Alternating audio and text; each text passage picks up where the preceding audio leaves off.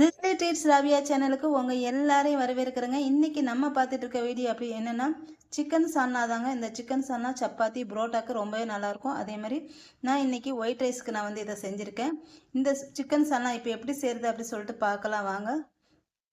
இப்போ இந்த சிக்கன் எப்படி குழம்பு செய்யறதுக்கு ஃபர்ஸ்ட் நான் வந்து 1/2 kg சிக்கன் எடுத்திருக்கேன். இந்த சிக்கன்ல வந்து கொஞ்சமா தயிர் வந்து ஊத்திக்கலாம். ஊத்திட்டு இதுல கொஞ்சமா 1 ஸ்பூன் மிளகாத்தூள்,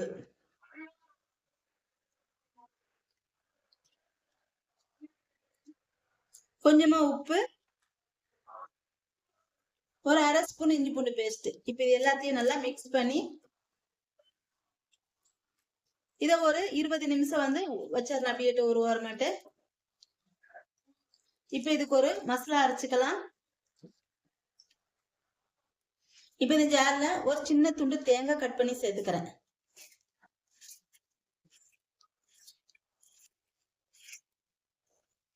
சேர்த்தாச்சு. இப்ப இதுல ஒரு 2 ஸ்பூன் வேர்க்கடலை, ஒரு 7 முந்திரி பருப்பு, ஒரு 5 பாதாம், அடுத்து வந்து ஒரு 1/4 ஸ்பூன் சோம்பு, அடுத்து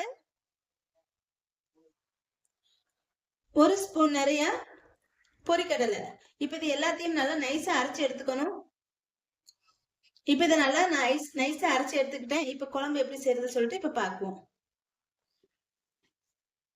ஒரு பாத்திரம் வச்சிருக்கேன். இதுல வந்து 2 ஸ்பூன் எண்ணெய் ஊத்திருக்கேன். எண்ணெய் ஊத்திட்டு இப்ப இதுல பெரிய வெங்காயமா ஒரு வெங்காயமா நீள நீளமா கட் பண்ணி 2ஆ கட் பண்ணிட்டு அதை சேர்த்துக்கிறேன். சேர்த்துட்டு இது நல்லா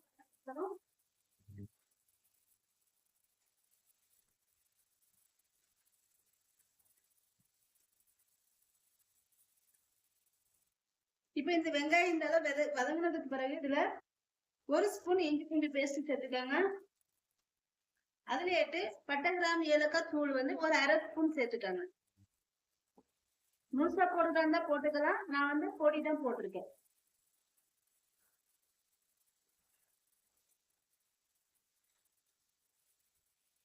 இப்ப இது நல்லா வதங்கினதுக்கு அப்புறம் பெரிய தக்காளி ஒரு தக்காளி சேர்த்துக்கிறேன். சேர்த்துட்டு அதையும் சேர்த்து வதக்கிக்கலாம். இப்ப இதுல தேவையான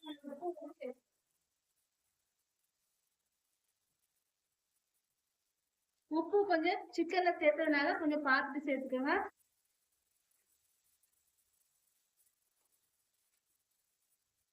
அடுத்து இதுல நம்ம ஊற வச்சிருக்க சிக்கன் வந்து சேர்த்துக்கிறேன்.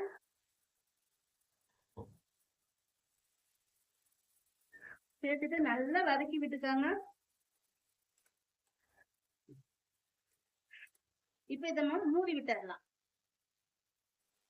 இப்ப இதுல கொஞ்சமா ஒரு 5 நிமிஷத்துக்கு அப்புறம் கொஞ்சமா தண்ணி வந்து ஊத்திக்கிறேன்.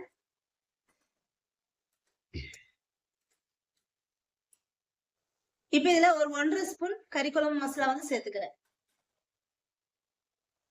சேர்த்துட்டு இப்போ கறி வந்து நல்லா வேகணும். அது வரையும் மூடி விட்டுறலாம். திரும்ப தண்ணி வேணா கூட கொஞ்சம் ஊத்திக்கலாம்.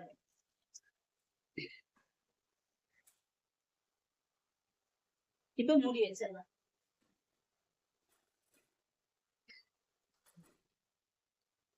இப்ப கறி வந்து ஒரு 3/4 பதம் வந்துச்சு. இப்ப இதுல கொஞ்சம் 1 ஸ்பூன் மிளகாத்தூள் வந்து சேர்த்துக்கிறேன். சேர்த்துட்டு இப்ப நம்ம அரைச்சு வச்சிருக்க இந்த பேஸ்ட் வந்து ஊத்திக்கலாம்.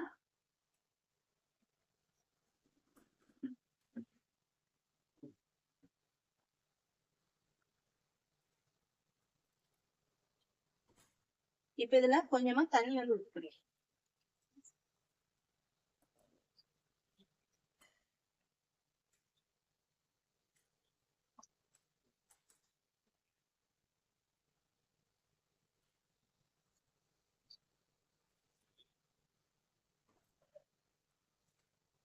இப்ப இது நல்லா பச்சை வாசனை போக திரும்ப இன்னும் கொஞ்சம் செக்கு நல்லா வெந்து நல்லா பச்சை வாசனை போக கொதிக்க விட்டுக்கலாம்.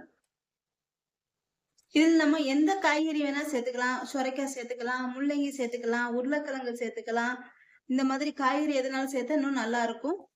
நாங்க எப்பவுமே காய்கறி சேர்த்து இந்த மாதிரி சிக்கன் சால்னா வந்து சிக்கனோ மட்டனோ சால்னா வைக்கவும் ரொம்ப நல்லா இருக்கும்.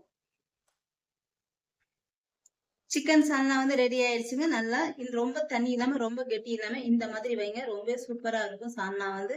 இது வந்து புரோட்டா சப்பாத்திக்கு வந்து ரொம்ப சூப்பரா இருக்கும். அதே மாதிரி சாதத்துக்கு ஒயிட் ரைஸ்க்கும் ரொம்ப நல்லா இருக்கும். நான் இன்னைக்கு ஒயிட் ரைஸுக்கு தான் இந்த சால்னா வந்து செஞ்சிருக்கேன். இது ஏட்டு நைட்டுக்கு நாங்க வச்சுட்டு சப்பாத்தி இல்ல புரோட்டாக்கு வச்சு சாப்பிட்டுக்குவோம். இப்ப சால்னா வந்து நம்ம இறக்கிடலாம். சிக்கன் சால்னா வந்து ரெடி ஆயிடுச்சுங்க. என்னோட வீடியோ உங்களுக்கு பிடிச்சிருக்குன்னு நினைக்கிறேன். கண்டிப்பாக லைக் போட்டு விடுங்க. அப்படியே என்னோட சேனலை சப்ஸ்கிரைபும் பண்ணி விட்டுக்கோங்க. உங்களோட ஃப்ரெண்ட்ஸுங்க எல்லாருக்குமே என்னோட வீடியோ வந்து ஷேர் பண்ணி விட்டுக்கோங்க.